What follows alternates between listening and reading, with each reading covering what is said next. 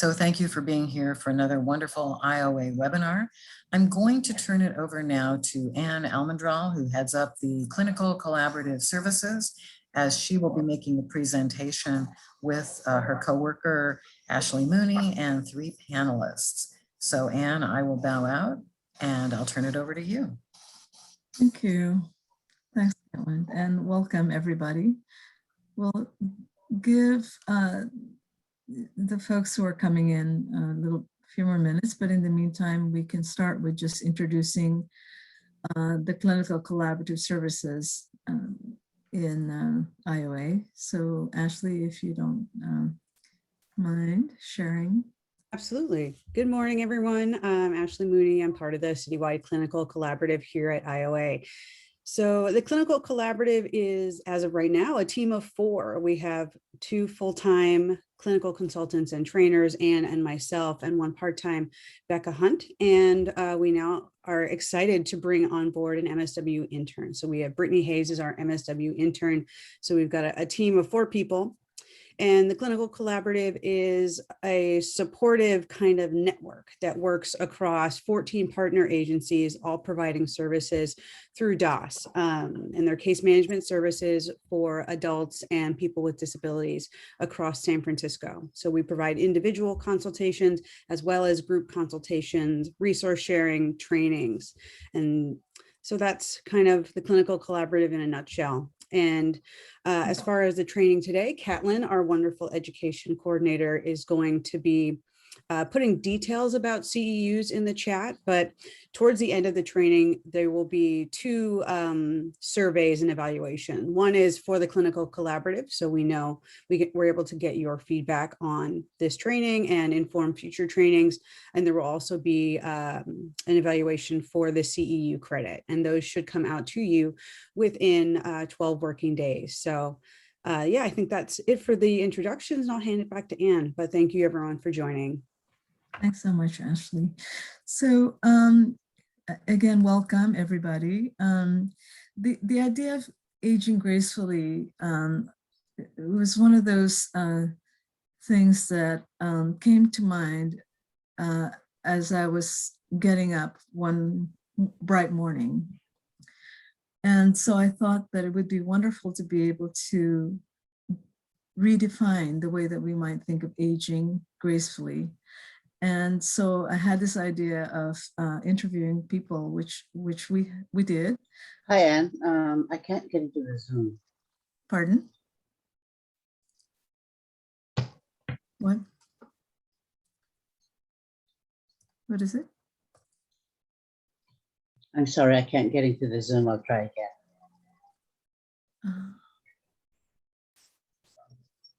I'm trying to figure out where that's coming from. Yeah, let me take a look here. Oh, I think Beth might have gotten. Yeah, that might be Beth. That's the only panelist that's not muted right now. Mm-hmm. Yeah. So she got kicked out for something. Okay, so let's try to get her back in. Okay. I'm going to encourage her to sign back out and back in if Okay. you've lost her. Thanks. Yeah. Okay. So, so the series of 5 to 6 questions came up, and so we started asking those of us in the Clinical Collaborative, just started asking people who were in our closest circles. And one thing led to the next, and it started feeling like this is really something that we would love to share. And now this came about, the whole idea of a training, a more participatory collaborative training has come up. Okay, let's see here. I just want to make sure that Beth has an opportunity to come back. So in terms of the overview, I just want to cover quickly some of the trends that we're seeing related to our aging population and our current society. Secondly, we'll go into defining normative and adaptive aging. We'll then do a participatory discussion around factors that contribute to healthy aging and determinants of longevity. And then we'll go into some discussions around the barriers and challenges of the aging process. And then we'll take a break. We'll switch gears and start talking about embracing aging. And there's when we will focus more on the aging gracefully questions and ask our panelists the questions directly so they may answer them.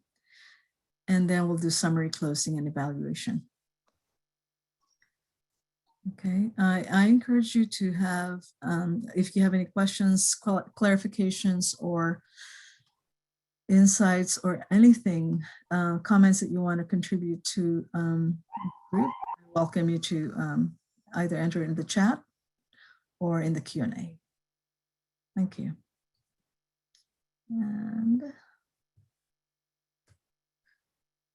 so just quickly going over the trends. And this is not exhaustive, but at least some of the things that sort of came to surface as I was looking at a closer look at the, what was happening for us in this day and time. So first of all, there will be more Americans. There is a projected growth of our population from 331 million in 2020 to 350 million in 2030. So only third from China and India, who are in the billions. The other thing is that the population is getting older, and most of us are familiar with this. We are watching the baby boomers aging, and they really are defining our population, the demographics of our population. The number of people over 65 years old will grow from 15 to 24% in the next 10 years, with those over 10 years growing from 90,000 in 2020 to 130,000 in 2030. And 85% of them will be women. The other trend is that Hispanics and other people of color will be the main demographic engine of our population change. So this is a quick summary of the US Census, which provides the information with the changing demographics, with the decreasing population of the non-Hispanic white population, and where the Black, African American, American Indian, Alaskan, Asian, and Latino Hispanic population is trending up. More trends. These are just from having watched the industry from a personal perspective. So noticing that advances in medical technology will provide more diagnostic capabilities. Yeah. And early detection, preventative measures, and treatment of diseases such as cancer, kidney disease, heart disease, cardiovascular related diseases, like strokes, HIV, organic brain syndrome, Alzheimer's, and Parkinson's disease. We're hearing more and more, actually just this week, a medication that they're now injecting to people who have early stage Alzheimer's and seeing some positive results there. And you may have also heard of the deep brain stimulation of Parkinsonian disease that is also showing promising results. The other trend— I'm sorry to interrupt. Could you, one of our panelists, Beth, start the video? You have that control. So if you would just let Beth begin her video. Back in. Okay, sorry. Yeah, hold on a second, guys.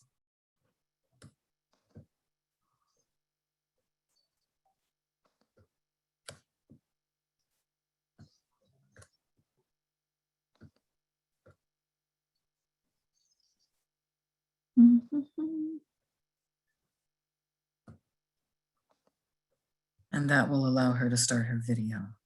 Okay.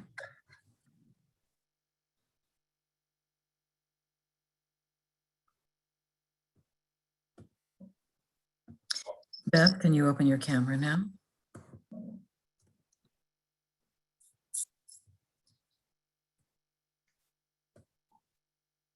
Okay, I think we'll have to switch you to host and then quickly. Well, if you switch her to host, you're going to lose your host staff. No, if I may switch you so that you can. Oh, I see. We're back in, yeah. Excuse the interruption.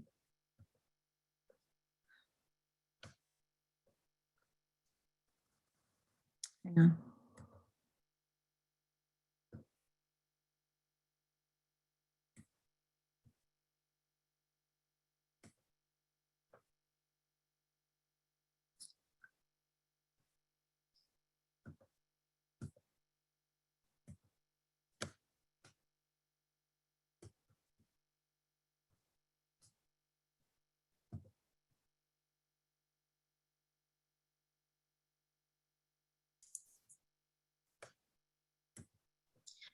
And Beth can chat. We're having a little trouble here, obviously, with her video. So go ahead and let's see what we can do for her, okay?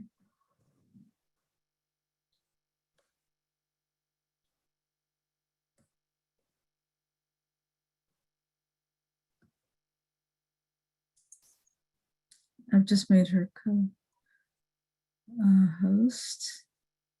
Now, so can you open your video and There you go. mic now, since you're co-host, Beth? Here I am.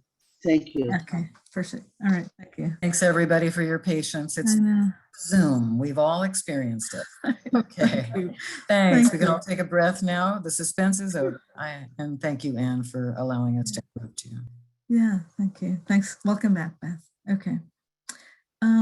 So like on cue, organic Bain syndrome. Okay, so that's where I was. So alternative medicine, I've noticed also born out of a culturally diverse population will continue to have an increased role in the treatment and prevention of ailments that are often associated or accompany advancing age. That's a very exciting trend that I'm seeing.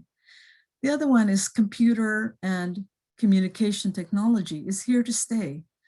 I think the pandemic, there's a lot that can be said about it, but one thing for sure was that it really drove our ability to connect virtually. Those of us that are still struggling, me, for example, will definitely have to ramp up in the skills, but it's definitely impacting the way we practice medicine, diagnostics, and supporting a lot of digitally supported personal home-based care. Not only do you have video appointments with your doctors and your providers, but there are also techie stuff that point to being able to be more alert about your blood pressure, your blood sugars, and you name it. Pretty soon, it might get to an artificial intelligence that tells you if you need to eat more kale. The US population is better educated, and this was surprising in terms of the numbers. People with high school education have increased from 28% to 84% since 1970. And to me, that has implications around how we might be more accountable in terms of providing better education, better health services, better social services, and other related supports to make sure that people stay healthy. And this one also was pretty significant information and trend. 1.75 to 4 million is the estimated number of older adults in the US who are lesbian, gay, bisexual, or transgender. And a prediction that that number is expected to double in the next 20 years. Again, implications of service delivery, agencies' capacities to be able to serve diverse population, not just linguistic, culturally, but also sexual orientation. But the question of aging gracefully, what is it all about? So we're looking on the left side of your screen, normative, we know that their hearing impairment, oops, hold on a second. Let's do that. Hearing impairment happens. There's a weakening of vision, increasing probability of arthritis, hypertension, heart disease, and diabetes.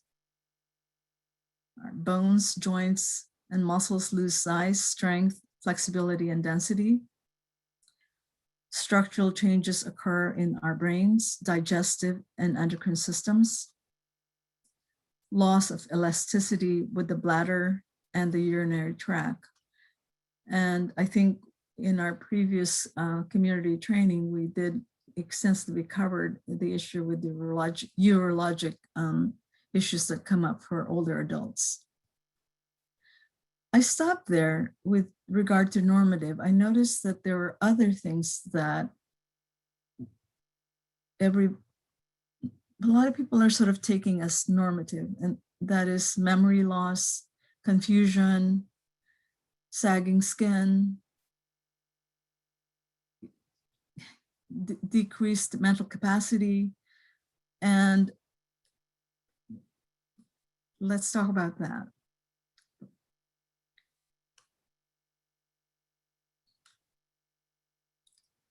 But when we talk about adaptive aging, in this day and age, we have a capacity to have regular and exhaustive hearing exams.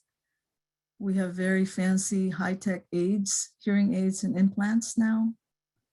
We're able to do thorough ophthalmologic exams, developing corrective lenses for all sorts of eye concerns.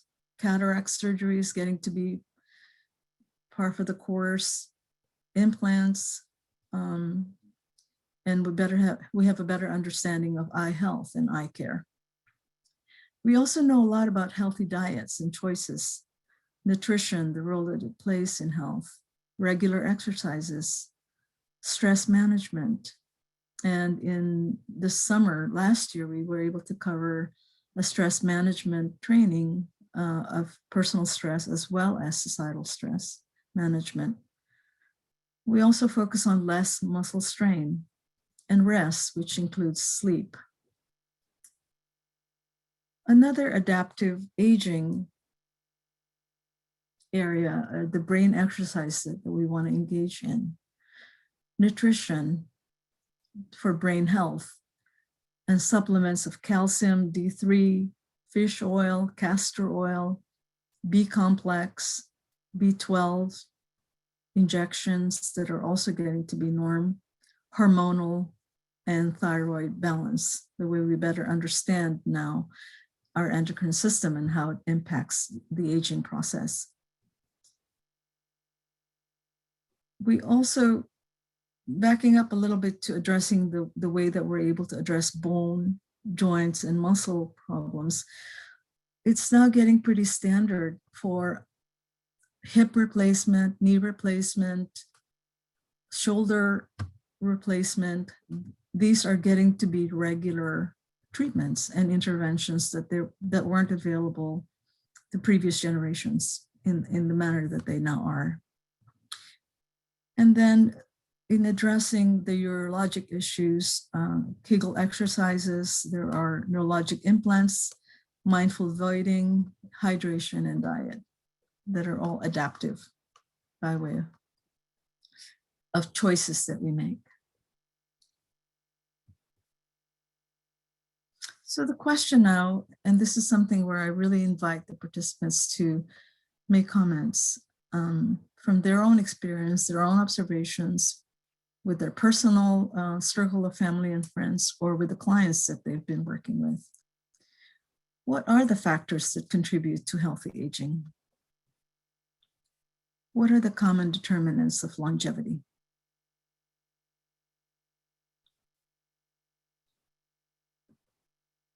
Okay, so that's a pretty broad area, and I was able to sort of narrow it down to 4 topics. So the first one is heart and mind. So here's an invitation to the participants and also to the panelists. When we talk about heart and mind for aging gracefully, what comes to mind?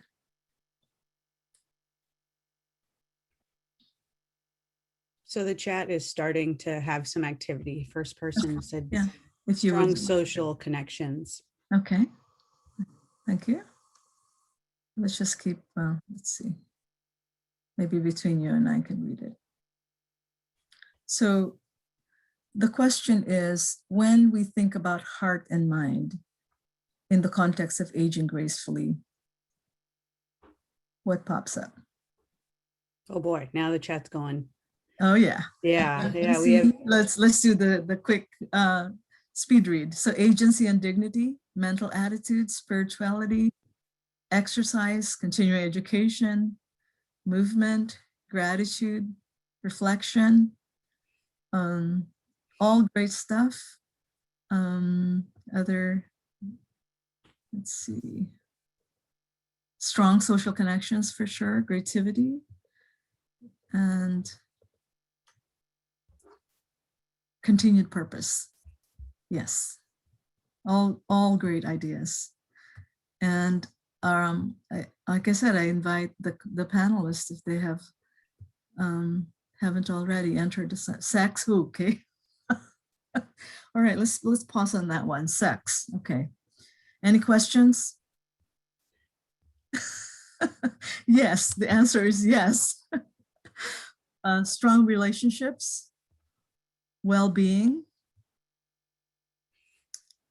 Okay, great.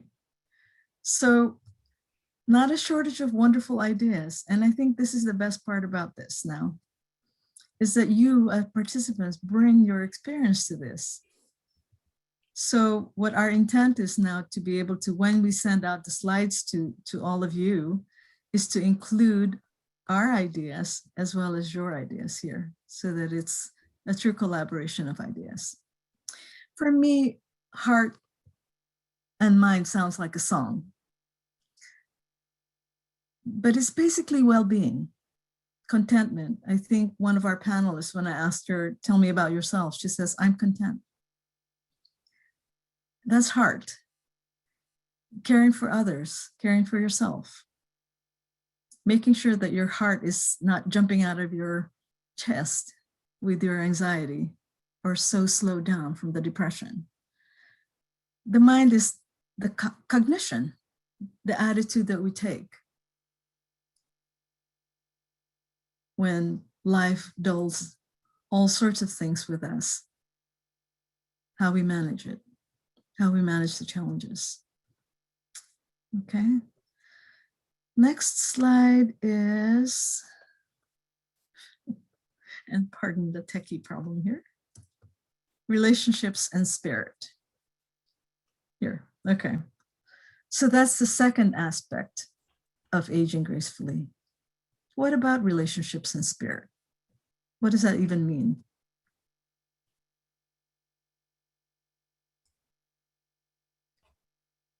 I think also we had Conrad add compassion. Compassion. Oh, hold on, not yet body and soul. Relationships, thanks Conrad, compassion. Okay, so relationships and spirit.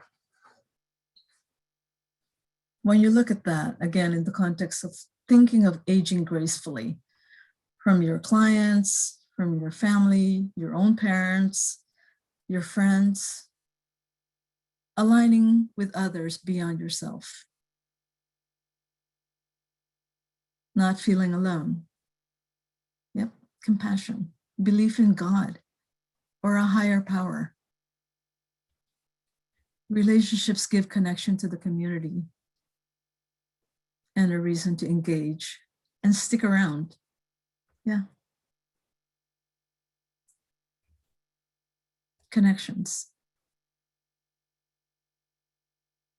What about a positive relationship to yourself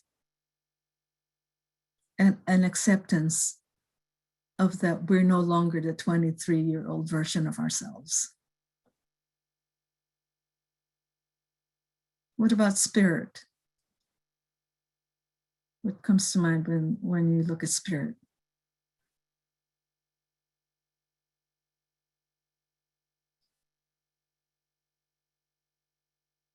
That's a harder one.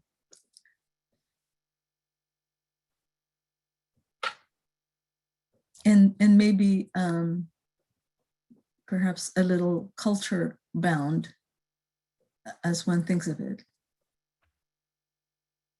Yeah, I think Of mortality, connection with church and community and others within that realm. Faith, yeah. The notion that there's more to the material world. Or even for certain cultures and religion, an afterlife. Spirit is having some belief in something bigger than you. Yeah.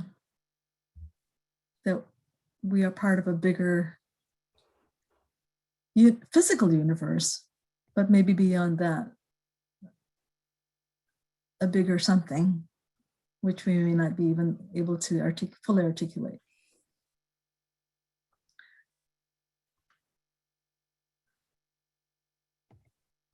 Okay, very practical comment. I think an important factor underlying all of these is financial security. For sure. Your relationship to money. Your relationship to the material world and comfort. Your brand new car. The house that you've paid tons and tons of money for. Yes, absolutely. Financial security. Housing. The relationship that you have with the community and feeling really secure in the community that you live in. Or even a relationship that you might have developed in the tribe and village that you now have surrounding you, like-minded people. And here again, it's an exciting time in that we are not limited by physicals only, because we have developed, like this one, a virtual community. And we are trying to bring up as many people as possible to be part of this virtual world, as much as they're wanting to and as much as they're able to. But at the same time, it's yet another avenue to make relationships and connectiveness happen. Generally, Michael says, generally it's a relation with ourselves by all means of what we see and touch and feel. Yeah.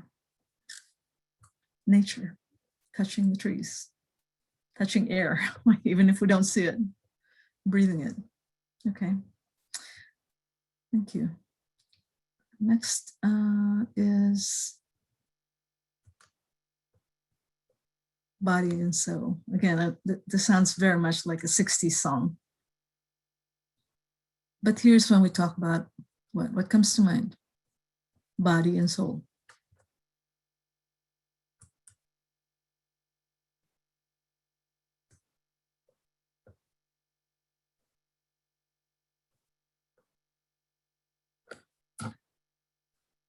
Peace. Yeah. Connectivity to community and family, the one you're either born to or the one that you've chosen as your family. I love that. That's what I mean about tribe. Physical beauty. Yeah. Healthy.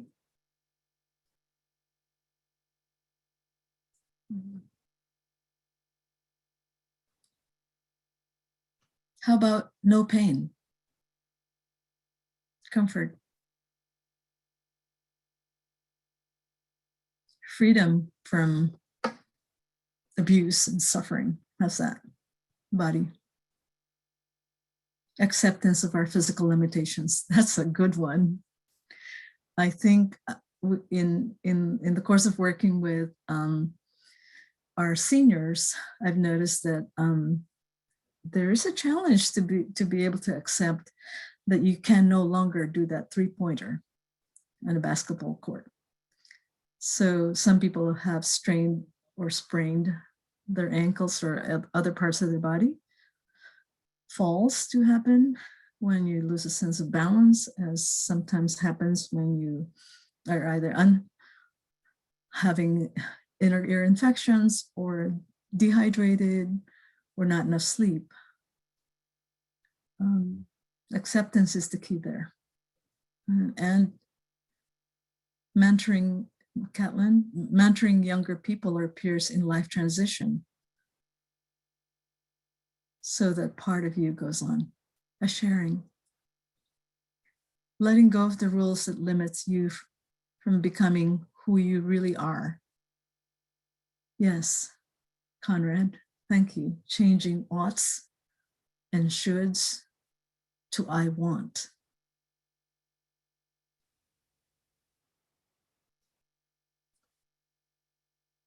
All great points.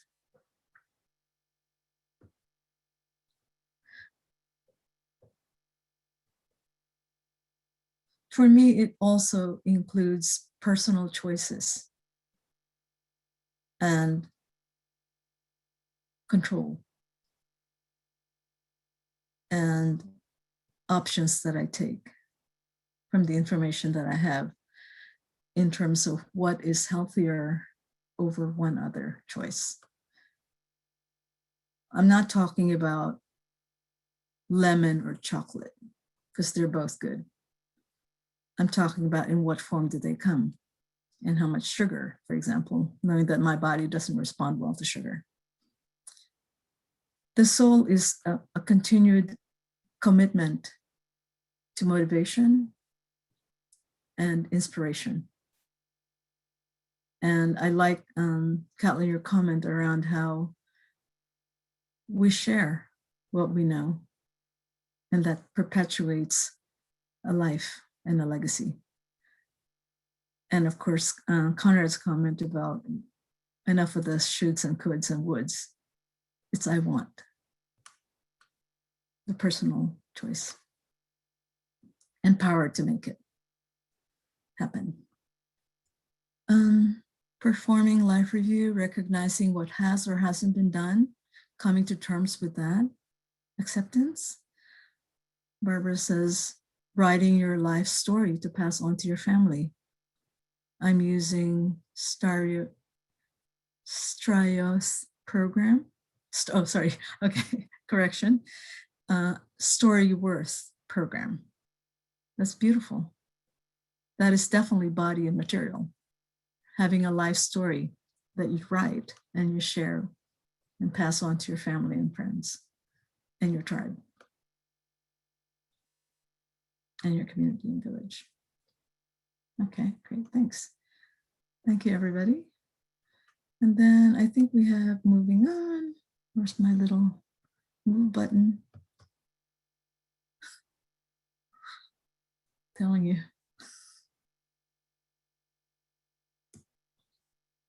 Okay, and this is what I've mentioned a number of times now. What comes to mind for you when you say, for aging gracefully, one of the main factors is community, village, and tribe? I think we've touched on this with the earlier comments, but what comes to mind? I think somebody already said that basically family is what we call it family. Maybe not, yes, maybe not blood relatives, but family of choice.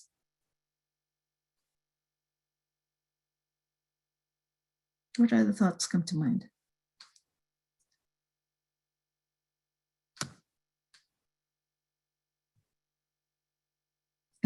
acceptance with you in your own tribe. John offers, I am a gay man, and he has a tribe. Carrie mentions people who have something in common with, reveling in that community. I love that word, reveling in that community. Encircling yourself with like-minded people who appreciate you for who you are. People you have something in common with.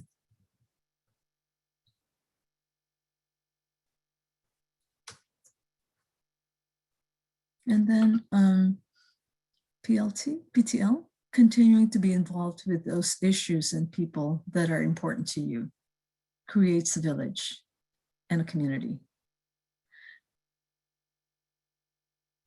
Stone mentions it is an alternative to isolation when you build for yourself a community, a sense of belonging, an affirmation of what you value and who you are as an individual.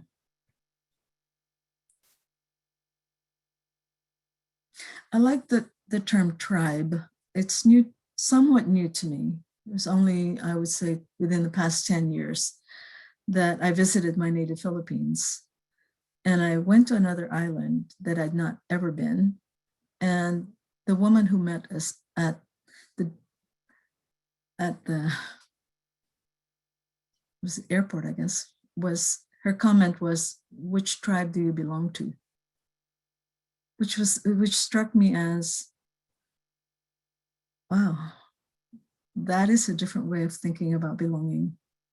Of course, I turned to my brother at the time and I said, what does she mean tribe? Is it the Almendral tribe? And he looks at me like, no, that's family. The tribe is the province that we're from, the island that we're from. So yeah, that's definitely surrounding yourself, a sense of community and belonging, surrounding yourself and with family and friends who appreciate and love you unconditionally. And thank you, Telly, for that comment, because you definitely have mastered that adaptive, aging gracefully. Always surrounding yourself with family and friends who appreciate and love you unconditionally. No questions asked, no judgments made.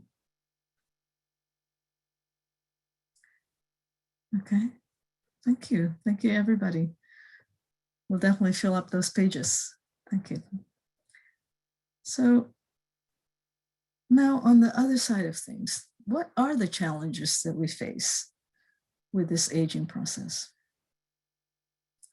Right before we started the training, I asked a 7-year-old boy, what is aging? Shrugged his shoulders, I don't know. And I said, well, who do you think is old? It's you. I said, okay. And then I asked, is your dad, who's 50, old? Yeah, that's old. Is your mom, who's 44, old? Yeah, well, then he thought about it, said, well, not that old.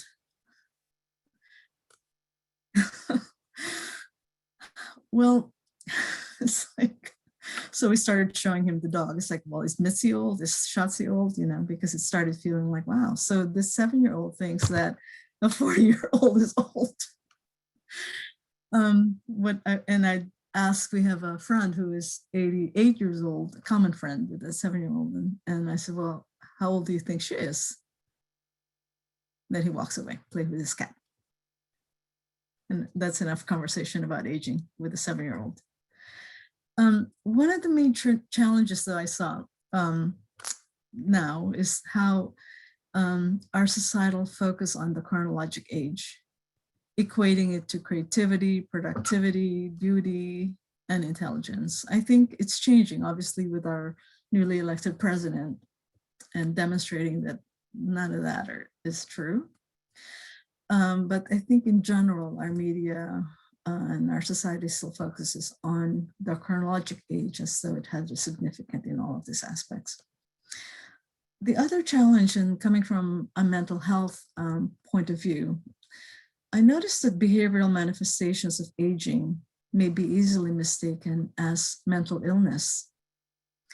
I was reading up on this model of a brain I have in my kitchen and read up on the symptoms, the negative symptoms of schizophrenia, social isolation, slowed conversation, impaired judgments, a little bit of confusion, which unfortunately is so commonly defined as aging. So that's a challenge. The second, I'll definitely go back to that tribal thinking. I like that. So ageism, let me just read a couple of really excellent points on the chat. Tribal thinking, intergenerational. So yeah, this is definitely a challenge, how to switch to tribal thinking, intergenerational thinking versus nuclear family orientation. The other is invisibility, especially for women as we age in a youth-centered society. Definitely a challenge. Ageism is another way of thinking about it. In the workplace, and this was very surprising, 58% of the workers notice age bias when people turn 50. Now, there are certain industries that this is very sharply apparent. We live in a techie world, so Silicon Valley for sure, sales, and some of the service industries definitely say when you get to the 50s, you notice more of an age bias. And then this was a surprising number, 94% of people now notice age discrimination regularly in the workplace. And here I might add that there is also a comment about that ageism sort of compounds racism, that people of color tend to have twice, if not more, the experience of being discriminated against. And I added that site because it's actually a really good read, that builtin.com, diversity, inclusion, ageism. Because I think when we think about diversity and equality and inclusion, it often highlights race. And we sometimes forget that ageism is a very significant aspect of diversity, just as sexual orientation is, and religion. The other challenge is that many Americans retire with less than $250,000 saved.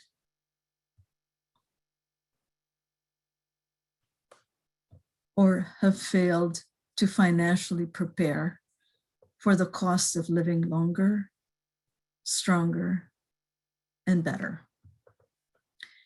More people are returning back to work. I'm definitely one of them. I love work, thank goodness. But there are people who are unable to, and that becomes a challenge in terms of being able to live as well as you would like to live, not having financially prepared for it. And I think somebody had already mentioned that as well earlier. Then the other challenge is healthcare and caregiving needs do increase with the advancement in age. We just can't do as much as we would like to, despite the strong mind and will about it. And the cost of that can be pretty astronomical. And for some people, life-changing. So the question now is, are there other ideas that people have with regard to challenges that we face as service providers?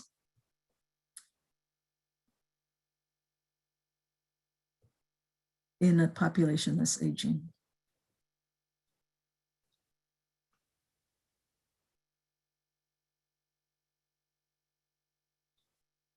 Okay, we have a raised hand. Let's see.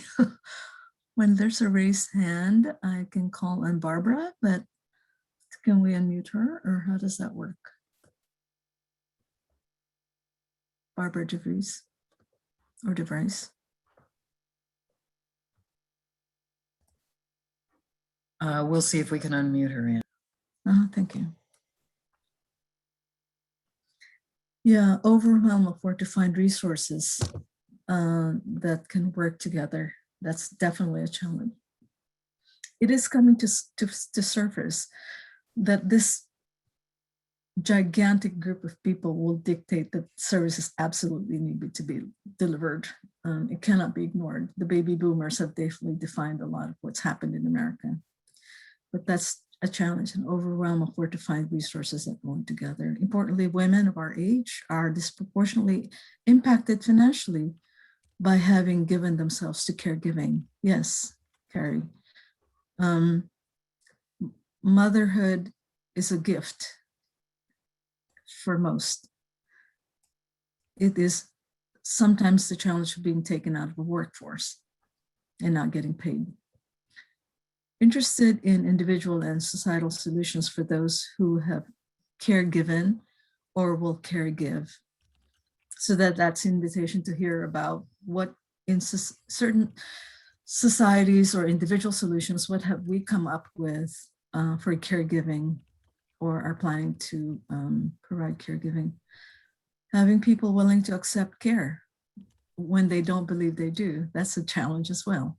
The denial or the reluctance and perhaps the healthy pride that people have around wanting to be self-sufficient when they actually need it. Some of us who have been providers and carers for others may now have to learn how to ask for help as we come to terms with our own dependency. This is huge. Maureen, thank you. We are so used to be on the giving end of things, not the receiving end. And worse yet, we're not ever going to be on the asking end. Well, we have to develop a language around an ask. I need your help. I can't reach or this mountain of laundry is looking like a mountain of laundry. I gotta deal with mountains. So you had a raised hand. It was, I put my comment actually on the chat. I pushed the wrong button. Oh, okay. Part of aging. Welcome to the club. Perfect, right on cue, Barbara. So yeah, but Ashley's mentioned that if any of you want to say something, please let us know and she will unmute. Just raise your hands. Yeah, but nice to hear your voice, Barbara. Thank you. Okay. Now, I have long-term care. I hope I never need to use it, but that is, something that makes me feel secure. Of course, that depends on you being able to pay for it. Yes, that's a big if for sure. And I think aside from the huge digital divide that we're seeing because of this pandemic, definitely the financial divide is coming to focus. And it is something that we're trying to address within our sphere of influence. I think it's impressive what the Oakland mayor recently has done, which is that she's actually chosen to give money to people who meet a criteria that's strictly on numbers, strictly on financial need, not anything else, not race, not age, not nothing, but basically saying people will be given this much money because we need to have a way to bridge that financial gap. And wouldn't it be nice if Bill Gates in his spare time would do the same thing? Right? Yes. Or he doesn't pay any taxes. Yeah. Yeah. Okay. There's a law that ought to be written. Those of you that are inclined, if you don't pay taxes, at least donate 20% of your income to the people, to a fund that say fund the people who need it. It's no strings attached. That's exactly what the mayor of Oakland said, no strings attached. Appreciating your Barbara's perspective, definitely well-known case manager in LCSW in the community. Thank you, my God, look at that. Thank you. Thank you very much. Well-spoken case manager. Thank you. So there are other challenges, and I think this is just some of the highlights, but I do want to make sure that we have plenty of time for our panelists, because there we'll see how we can really develop legacy. In vivo, we will have the Aging Gracefully interviews, okay? But I think let's take a break. We love you, Barbara. Let's take a break and let's change gears, okay? So the time is 10:52. Can we come back at 11?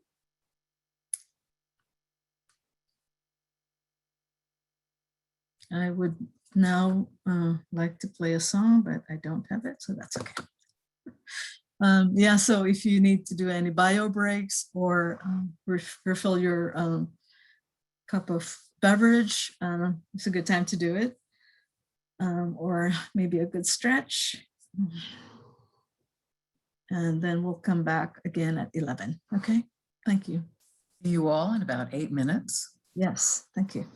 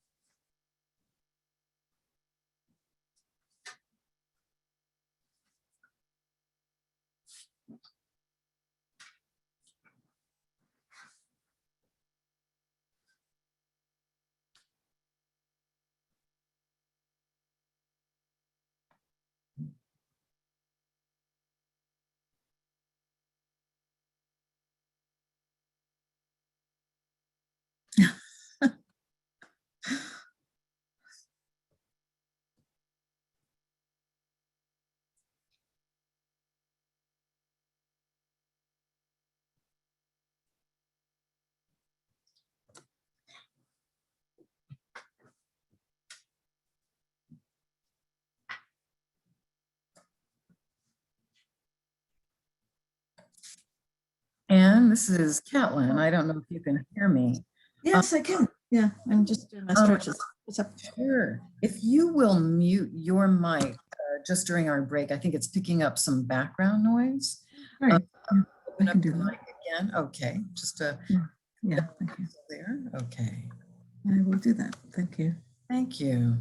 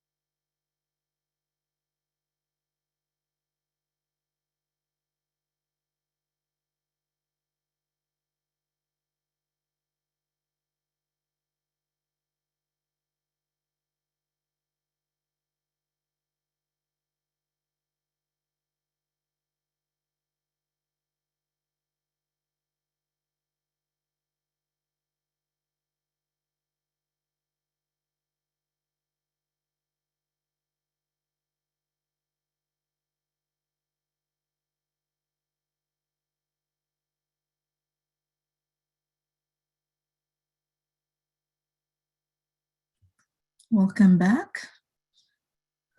All right, so a few more moments. I think at this point, we'll switch gears and go straight to, And I think we have about 2 minutes left. oh, okay. All right. That's So we okay. can, yeah, awesome. So we can do, for those of you that want to do a moment, we can do that. Just breathe in through your nose, hold it, exhale through your mouth. Be comfortable, use your chair or to support you and your back, lengthen your spine, relax your jaw, inhale, hold it, and relax your back. One more time, this time with the stretch of your arms above your head, inhale, and then stretch your arms to sideways, down, slowly, exhale. And then one more time. Inhale. Through your nose, hold. And then exhale. All right. Okay. So welcome back. And I also just want to say, this is such a wonderfully relaxing way to take some time on a Friday and learn. Good. Thank you. I also Good. point to Bobby put a note in the chat, which might be of interest to you. Let's see here. Let's look.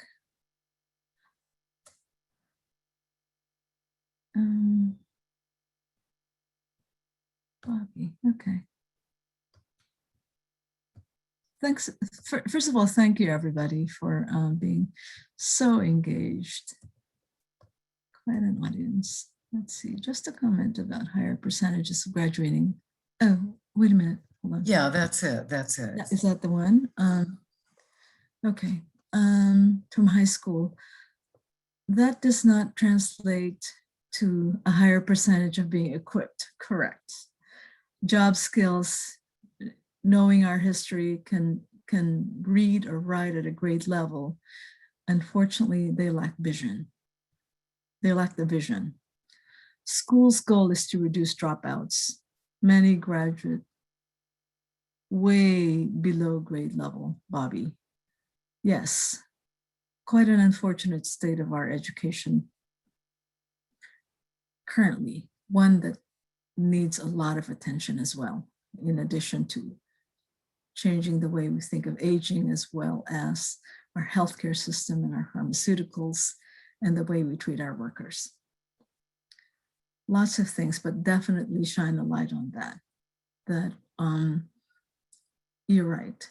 The higher percentage of graduating from high school is not equal to or suggest that people are so much more educated, just that they have a high school diploma. Hopefully one that somebody can champion and create change for. Thank you, Bobby. All right, so now we're at the top of the hour. We've changed gears, right? We are now going to switch to live interviews. And thank you so much for the panelists, Telly, Conrad, and Beth, who we will have round robin questions and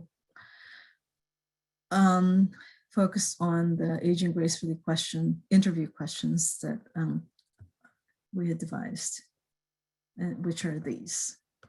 Okay. So just to quickly review, the process was to say, do you mind being interviewed for Aging Gracefully? And if I say yes here, okay, great. Here are the 5 questions, and then we'll schedule a Zoom meeting. That's basically how it went. Tell us about yourself. How would you describe aging gracefully?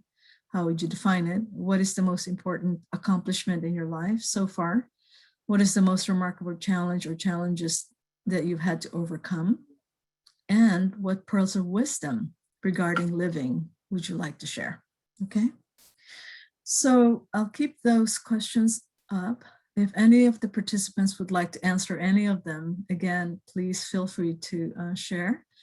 And we will continue to read your comments.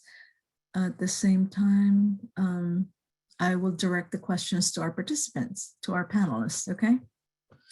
So the first question is, tell us about yourself.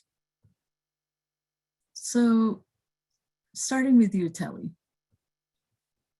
if you can unmute. You have to unmute. Or, okay, there we go. Okay, Telly.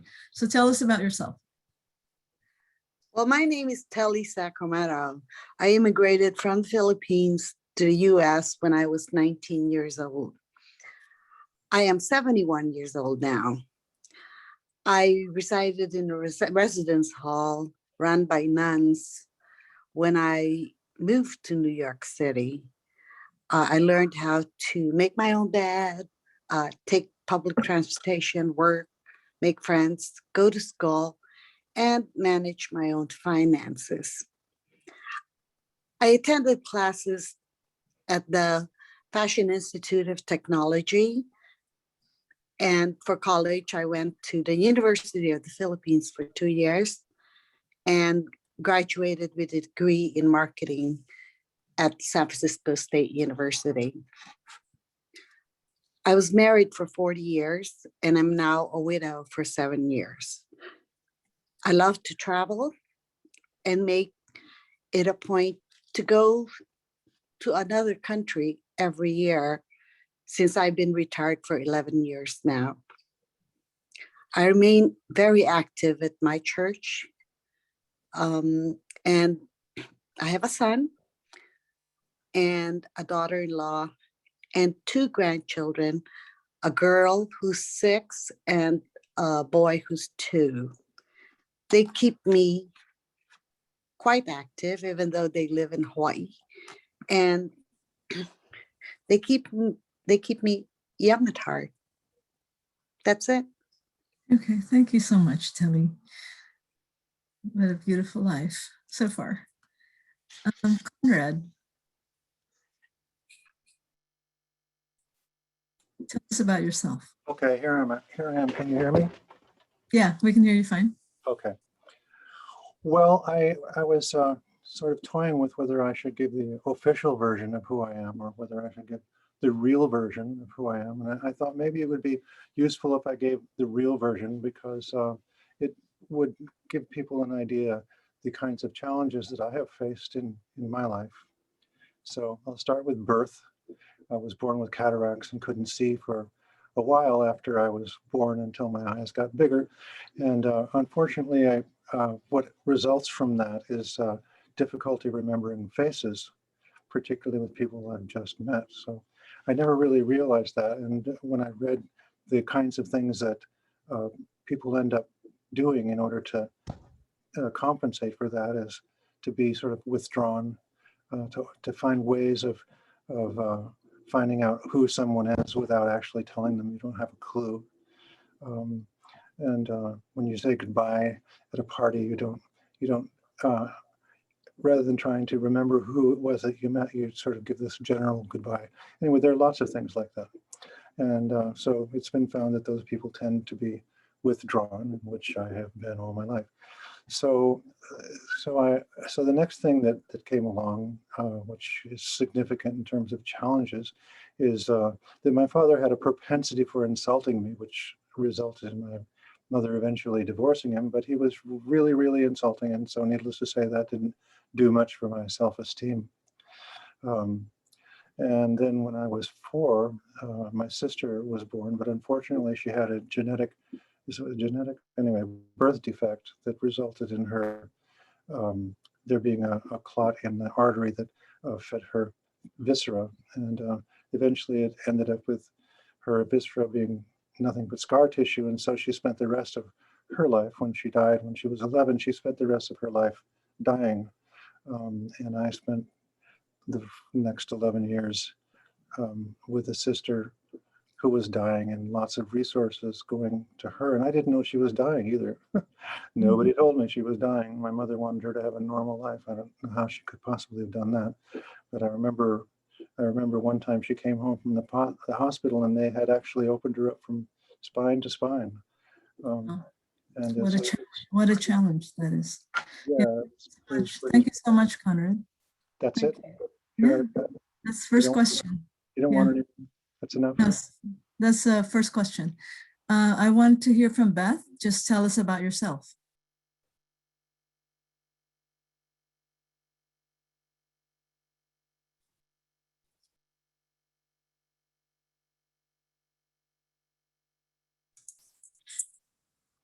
Did we, is Beth? Unmute yourself. Yeah, Beth. Tell us about yourself. Sorry, unmute. Okay, Yeah, let me just- restart. I'm yeah, 69 tell us years about old, yourself. Yeah, okay. and I come from an immigrant family who's our stepfather arrived here in the States during the 30s, and then married our mother, who arrived here in 63. So there was almost a 19-year-old difference between their ages. And in the early 40s, when our father came here, there were mostly single men who were scouts for the American military, and that allowed him to be a citizen. And soon after their marriage in the early 60s, our mother was able to bring 4 of us who were born in the Philippines. And today we have a blended family that 2 of our youngest boys were born here in the States. And of course, can't speak the language. I've spent most of my work life in philanthropy. I've worked for numerous foundations here in the Bay Area, given like Tides Foundation, the California Women's Foundation, and nationally I've worked for the Funding Exchange from New York, as well as in Seattle, Marguerite Casey Foundation. And I'm now a board member of the East Bay Asian Local Development Corporation, which basically provides affordable housing in Oakland and serving 2,000 families with 19 buildings. As well, I'm a senior advisor for a family foundation called the Arch Foundation that funds social justice groups around the country. So that's who I am. Thank you. That's part of who you are. Thank you. Thanks, Beth. The next question is, how would you describe aging gracefully? And let's start with you, Beth. How would you describe aging gracefully? Aging gracefully for me is being adapted to your environment. And actually, interestingly enough, the slideshow almost dealt with who I am in my life. And I think that being adapted to a new environment, especially being retired, it means that your social circle becomes smaller, and especially as our peers retire. And moving from my home, which I lost during the 2008 crash because of predatory lending by banks like Wells Fargo, I am now at an affordable senior housing, one of the buildings that Evolve State has built. As well, in terms of living gracefully, I think that we need to contribute to society, and that really means going beyond ourselves and do community service or otherwise being a mentor to young people. And for me, the other part of aging gracefully is that dig into your deep cultural belonging, whether it's that's true social orientation or whether it's ethnic cultural. And for me, I've been able to keep my Filipino culture by keeping the language. And the way I exercise that is actually I go to the hospitals, Kaiser included, because 60% of the nurses and many of the maintenance people are Filipinos. So that's how I speak my language, since our family are 3rd generation and none of them speak Tagalog. And lastly, I think that uh, aging gracefully really means that we balance hope and fear. And the AARP basically speaks, just like Anne said, that the top concerns of facing seniors are cost of healthcare, disease like Alzheimer's, physical aging, physical assistance like getting home care providers, of course, financial security, loneliness, financial predators, abuse or neglect, transportation needs, and the changing social climate where technology is so much unmet by many seniors, like in the affordable housing that I live in. Almost half of the seniors who are in their 70s and 80s are not online. And that's really, I think, the largest social hurdle of aging gracefully.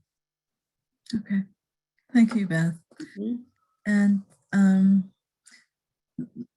going to go to Conrad, but I just want to make sure I read this comment in the chat. One second. And this is probably true for a lot of us. I couldn't wait to turn 21. I reveled in turning 40. I eased into turning 50. I am now turning 67 and the specter of 70 coming up, and I am in a mild panic. Can anyone give me words of wisdom or encouragement from the panel? Okay. So Conrad, your thoughts on aging gracefully and perhaps responding to a 67-year-old who's at the specter of 70 in mild panic. Yes. Okay, I'll give you the shortened version. I won't try and go into all the details of my life. And what I would like to say to the person who is feeling panicked at is that being 70, I'm now 72, really isn't so bad as you might think it is. And something that I find myself doing from time to time when I start getting that, oh no, death is getting closer and closer, is that I also realize that what really works well is to remember the things that I'm really enjoying doing. And then this whole issue of my mortality just fades away, just go. So I really encourage everyone, death is being really easy. And also there are huge advantages to getting older. For example, people like to help you, which makes things a lot easier. If you have a son like I do, you don't have to drive anywhere. He goes to the pharmacy when you need medicine, you need shopping, he goes there. So it's nice to be able to kick back and say, oh, this is good. This is very, very good. And some of the things that I picked up on, and although I have to say that none of these come easily, they just aren't easy to do, because you live a life of one style and then suddenly you discover that there's this whole other universe of things that you become aware of. Okay, so one of those is becoming compassionate, and I discovered that works really well with road rage too. That someone cuts you off, you say, oh, that person must be having a terrible day, oh, they're going to feel so guilty about doing that, rather than being angry at them and wanting to go after them. And it makes life so much easier. Authenticity, I saw that in one of the things, really being able to say who you really are and how you don't have to, the more you don't cover for it, you don't say, well, I was really right, blah, blah, blah, because there's no point. And then accepting your shortcomings, that's a big deal, because your shortcomings that you've been sort of trying to overcome your whole life, but you couldn't change them. Just accept them and get on with other things. Don't try to do things that you were never able to do very well before. Letting people know what you want without offending them. I think that, I've known this for some time, but and it might come under pearls of wisdom, but what I've discovered is that, if someone's doing something, an example is a teacher was saying that she was at some kind of conference and the person behind her was eating with his mouth open. And she turned around and looked at him once and scowled. And then the second time, she just demonstrated this blah, blah, blah, about the mouth opening. Well, it's not really necessary to do that. What you can do is you can just say, I'd appreciate it if you, wouldn't eat with your mouth open because it's really distracting. Another time a person was loudly using 4-letter words on the airplane, and someone came up and proceeded to tell him about the rules of polite society, and obviously that gave him something to argue about. And I would have said, and was tempted to recommend to her, but I have another pearl of wisdom that I can tell you about later, is if she had just said, the things that you're saying are really, really bothering me, and it makes it so that I can't concentrate, I can't relax. And if he might say, well, I have the right to do it. Yeah, I know you have the right to do it, but it's just really hard for me to have to hear that, and then and see what he does. Okay, so here we go. Thank you. Thanks, Conrad. I have Telly. one more thing. One more. Sorry. Yeah, pearl of sorry. wisdom. Go ahead. All right, that was really Well, life-changing. Two things. One, we're- don't say anything behind someone's back that you can't say to their face. Okay. Don't do it. And that's not an easy thing to do for people who are used to doing that. Okay, and then there's one other really quick one. Oh yeah, unrequested advice is rarely well received. And that's a hard one because you want to advise someone and then they just get mad at you. You wait for them. Or another way you can do it is to say, well, I used to blah, blah, do this and do that. And then I discovered, you're not telling them, not to do it or to do something different, but you're alerting them to the fact that there are other ways. Okay, done. Thank you. Actually, there are comments about, thank you, Beth. It's indeed a time of balancing hope and fear. And thank you, Conrad, for your personal insight. And well put, Conrad. Thank you very much for your comments. So Telly, describe aging gracefully. Oh, sorry, unmute. I'll unmute if you can unmute. They say that age is just a number. I believe that. Doing things that you truly enjoy keeps you young. And also surrounding yourself with family and friends who love you is a must. You have to fill your daily life by taking care of your physical, spiritual, and emotional well-being. Be a mentor to a young individual or individuals. Join church groups, join social groups.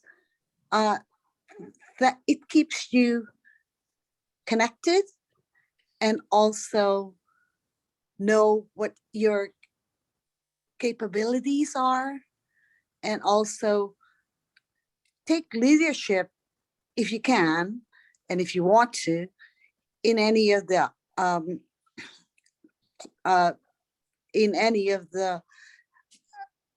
groups that you joined, because I think you become stronger and you also start knowing what your capabilities are, and it'll keep you happy and fill the time of your daily life in a way that it becomes productive and you become a productive person. That's all.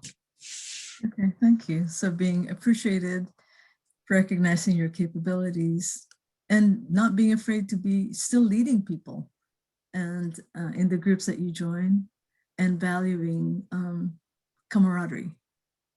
Thank you, Telly. Great comments about staying engaged, Telly. Back to you, Telly. So can you speak to the most important accomplishment in your life? Okay, when I was in high school, I decided that I wanted a career in the fashion industry. Didn't know how to do it, but I knew in my mind I wanted to be part of it. Through the help of my parents and mentors, I was able to achieve that. I became a buyer for Victoria's Secret and the corporate purchasing manager and gift wrap buyer for Macy's West. I was also able to fulfill my real love, which is traveling, because part of my job as purchasing manager and gift wrap buyer was to travel to the 425 stores that Macy's West had at the time before I retired. And it included states west of the Mississippi, which is from Colorado, and then Hawaii and Guam. So I was constantly traveling, which I loved. Didn't like to drive, but I had to learn how to drive. I didn't learn how to drive until I was 23 and already working. And so I think of it as an accomplishment because I was able to balance my career with growing my family, my immediate family, and also being in touch with my clan. I hate to say just family, it's a clan. It's like parents and cousins and siblings and all of the nephews and nieces that you have. And so I think that is my accomplishment, is that I have remained true to myself and that I have also associated myself and my accomplishments with my family and my friends and my mentors. That's it. That sounds wonderful. A well-integrated, productive life. That's great. Conrad, back to you. What do you consider the most important accomplishment in your life? Okay, back to me. Well, I have to tell you that I think that surviving the war in Vietnam was probably a very, very big accomplishment. I am still alive and in one piece. So Vietnam was a really big deal, but I do still have issues related to it, which can only be described as PTSD. That just sort of leap out, and the older one becomes, the more they leap out, and it's very easy to be misunderstood when you're saying something that was frequently said when you were in the military, and then an issue that brings up the same emotions, and then you blurt it out, and then they think you're dangerous or something. And so misunderstood. Yeah, getting a master's degree, of course, having even graduated from high school was a big deal too. But I think the fact that I'm alive is a pretty big deal. Thank you very much. Well put. And also being an incredible child and family therapist. Oh, well, I got really, really good at that. Yeah. Okay, thank you. Beth, to you, what would you consider your most important accomplishments? I think let me delve into both my personal life as well as my professional life. In that when I was 15, our father died, and we had a 7-month-old baby and 2 years old. And I say we because I basically became the primary caretaker for our 2 younger brothers because our mom was ill, I worked all throughout high school, and actually not being able to take AP classes because I could only work meaning I could only go to school from 7 to 12 and work a 12 to 8 shift as a waitress. And then when I turned 21, our mother died, and the kids were 10 to 12. And at that point, I just graduated from college and starting work as an administrative assistant, and had a very, very difficult financial ability to support my 2 brothers. But then I think as I was growing up, I managed to become a program officer at the foundations that I worked for, and then rose to become vice president and CEO of a couple of those foundations. So the balancing of my personal life and professional life was really, I think, one of my greatest accomplishments. Thank you.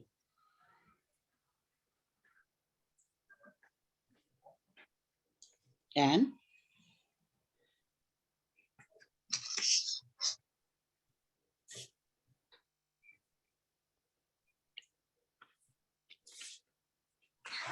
And I think you're muted.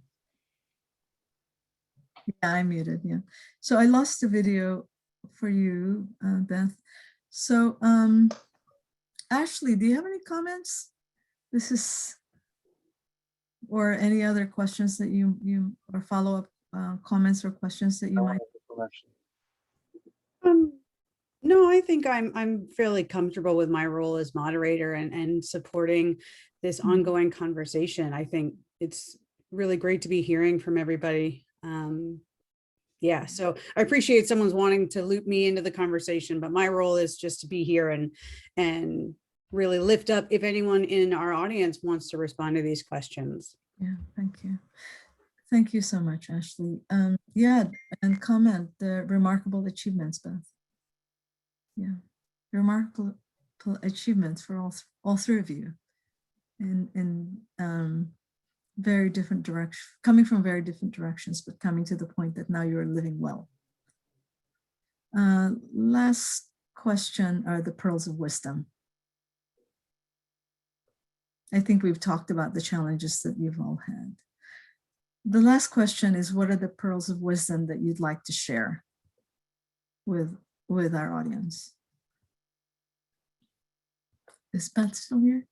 Yeah, I'm just having a difficulty going back to the video, but I think I can talk with while I'm not on video. Can you hear me? Yeah, perfect. Good. Yeah. So pearls of wisdom, Beth, that you'd like to share. Okay, I actually think that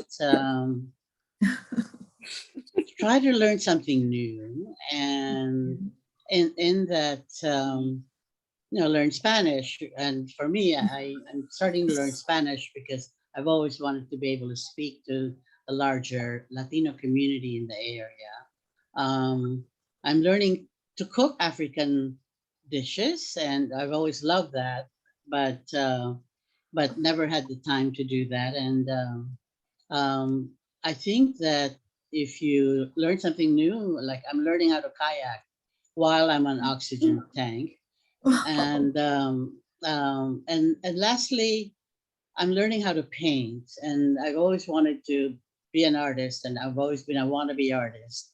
And so learn something new.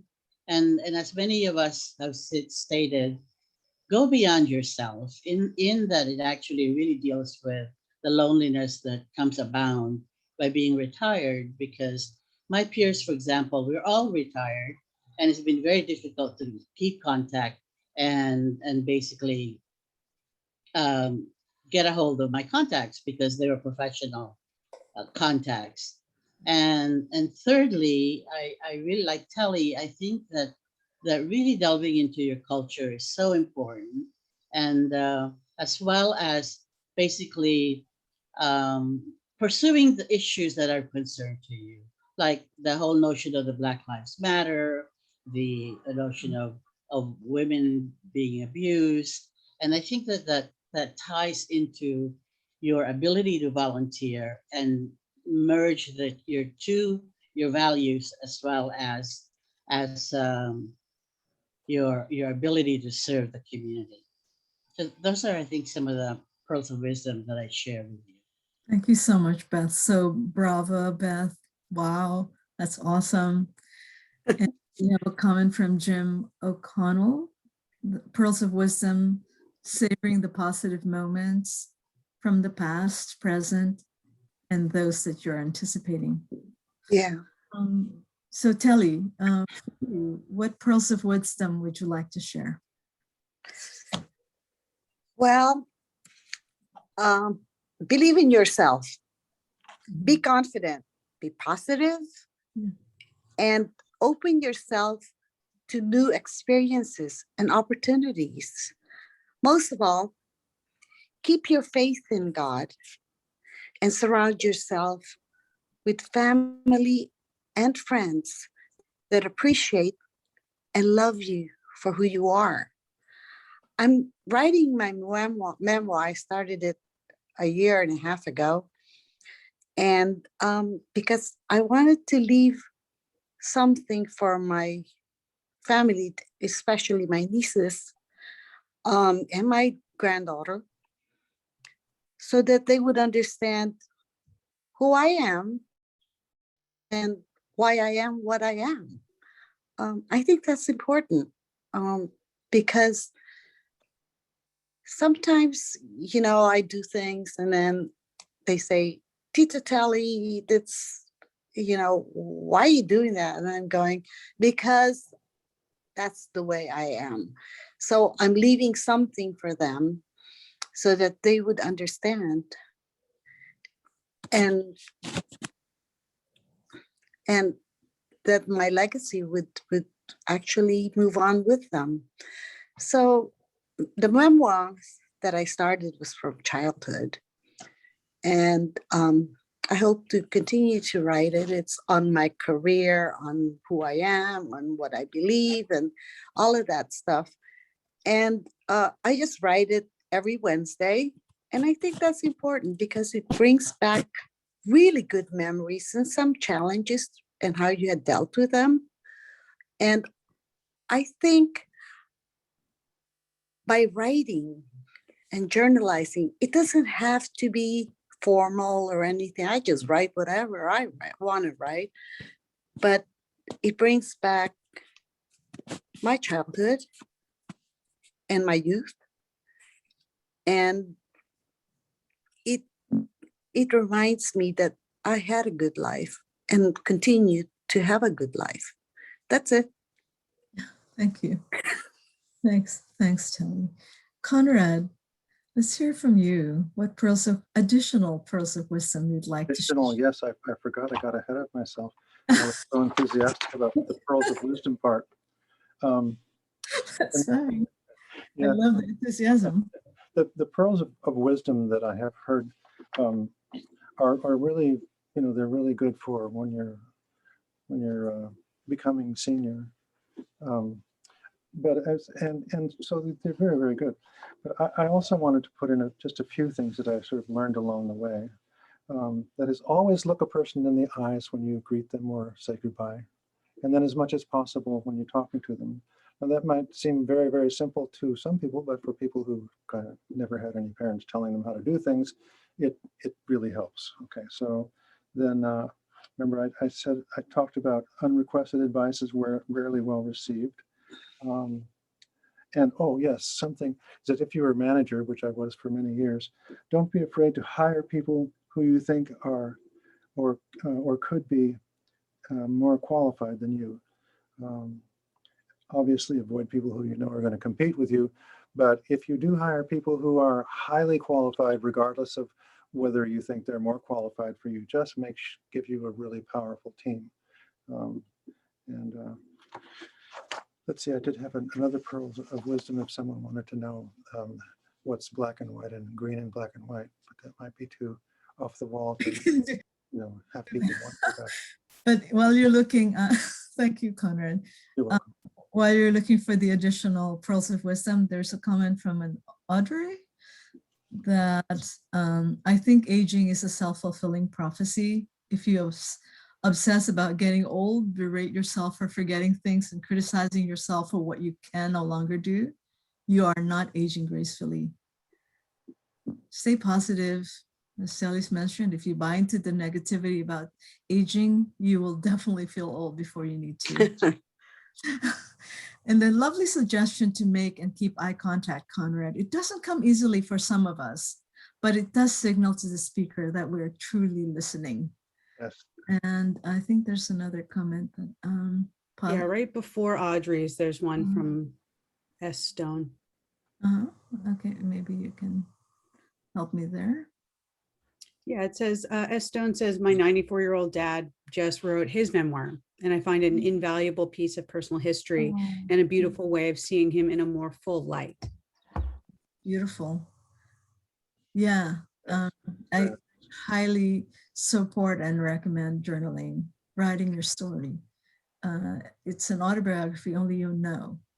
And you start off with a first page. Before you know it, it's a whole story, a life story, a reflection that then you can pass on to your grandchildren or your friends or your nieces and nephews. Your siblings might even be surprised to find out all sorts of things. Okay, lovely suggestions. Yeah, thank you. So from from Christine, as a young Filipina in the field, I'm so grateful to be in a room with Pinays, that's slang for Filipinas, committed to the community, who lead their lives authentically. I have not yet seen a lot in my family. Yeah, and thank you. You're very welcome, Christine. Nice to have you here. And okay, so what about you, Ashley? What do you think? Pearls of wisdom. You know, you're getting up there. I You're over 40. yeah, I think the moderator role is one I feel more appropriate in as of, for this, but I can share a little of a perspective that I got in kind of part of the collaborative's work around aging gracefully. Was an interview that I did with a great aunt of mine, and my great aunt is 100. She's about to be 101 years old, and the interview was with her and her daughter, who is I think about to be 80. So it was a remarkable opportunity to spend time with them and get to know my great aunt and my aunt's history just by going through these questions. And I off the cuff, it's going to be hard to do true justice to that story, but I can definitely say family is a huge part of how both of them feel like they were able to age gracefully. They both grew up in Jamaica, and eating healthy and being really active was a large part of how they believe that they've lived to be at the age that they are, and as well as they are right now. My great aunt was a seamstress, and so she would sew basically all day, and that was how she, made her living.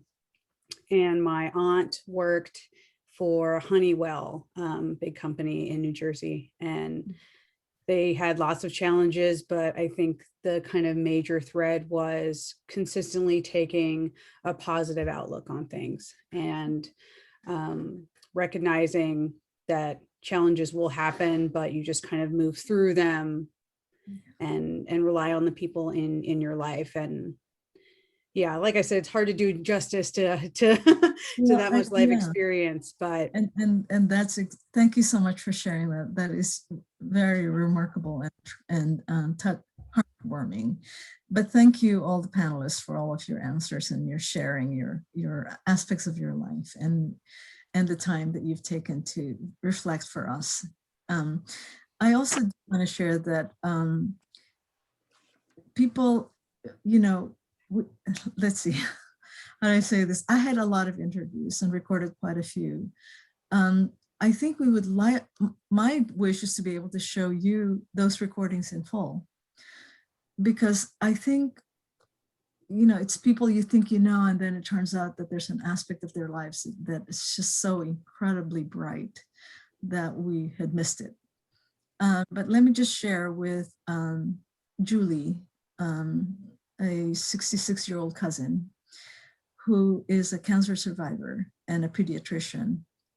She actually shared what she thought aging gracefully was, but the main takeaway from it was exactly what you said, Ashley, that we're dealt with all sorts of things and there's no way of controlling that or even anticipating it.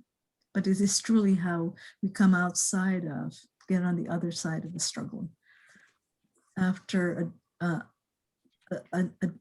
mastectomy, coming together and still continuing to practice and be so other focused and philanthropic. I think that was sort of her main point. The other person that whose interview struck me was also a cousin, Ramon Esberto, who said to him, aging gracefully is basically adaptability. But I interviewed he and his wife, and basically it had to do with adapting. You cannot control what comes your way, but you can definitely control the way that you manage it. They were both in martial law in solitary confinement, and I had never known that story. But that was a challenge that I was just completely taken by surprise, but definitely a lot more admiring of people who are fast approaching 68. Okay, thank you. Thank you, everybody. So now in summary, what have we covered? You can see. So the winds of change are blowing.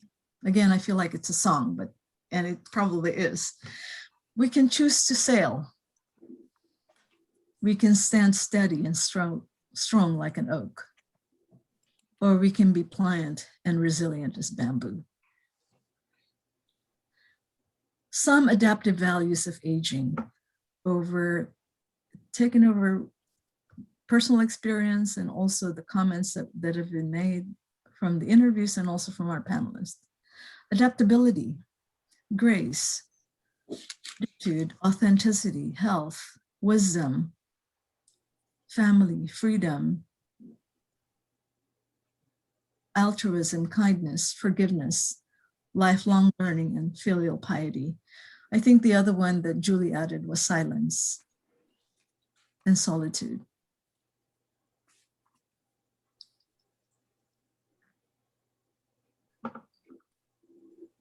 The next point is, while we have more similarities, my friends, than we have differences, to loosely quote a favorite poet, Maya Angelou, we acknowledge that there is more we need to know. We need to respect, we need to understand of each other's uniqueness. Our panelist brings to life the diversity, even within a small circle. Imagine what it would be like for the rest of the 331 million people that we need to listen to. Or I guess half of them, since half of them are not aging. Well, no, wait, everybody's aging. And we need to take time to ask, to listen, to examine, and contemplate.